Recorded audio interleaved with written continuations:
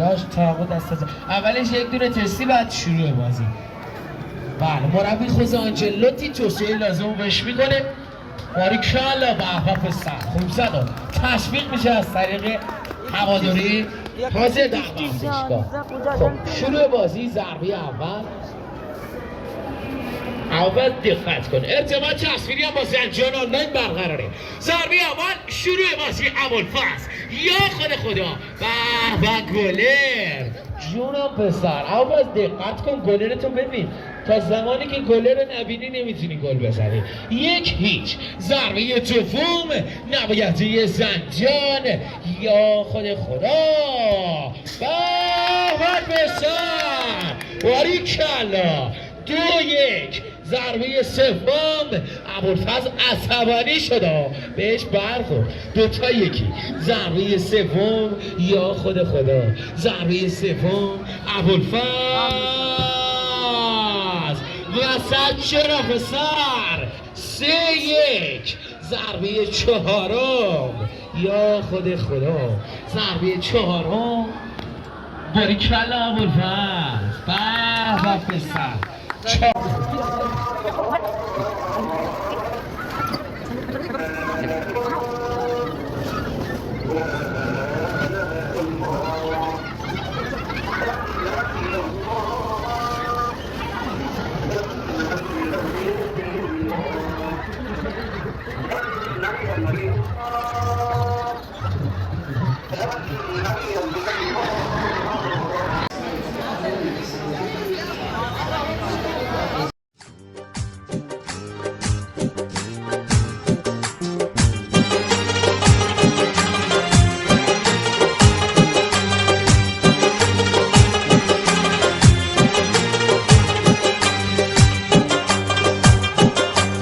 نباشد این طریق آشنایی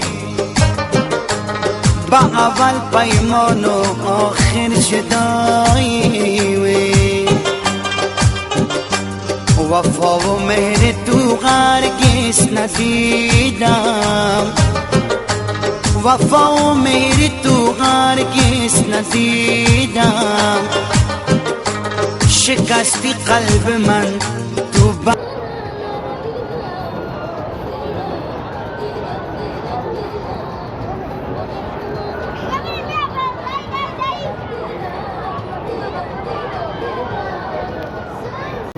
جام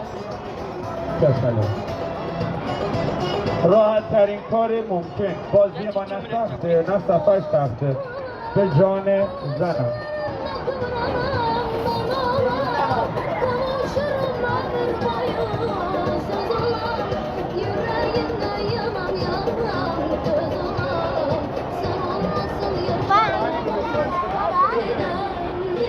عالی بایستادی ماشاءالله.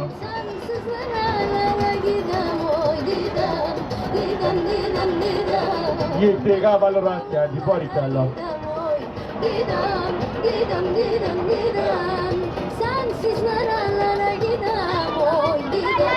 سال 50 ثانیه تو برنده شدن رسیده به 50. فشار اومده به مچ و پنجه ساعد بازو. چشاتو ببن به کارهای بدت فکر کن. این میخنده دندون عقلش هم خرابه. تست رایگان رو دوستان تست کنید دوستان که بازی. آره حال بچه ها خواهش میکنیم فیلم ها رو برای ما بفرستن اما داخل پیج بذارید. یه خانم 7 ساله یا 8 ساله قربت جام برنده 5 میلیون قربان هم بوده با افتخار. تا الان 4 تا برنده آقا داشتیم 3 تا برنده خانم با افتخار.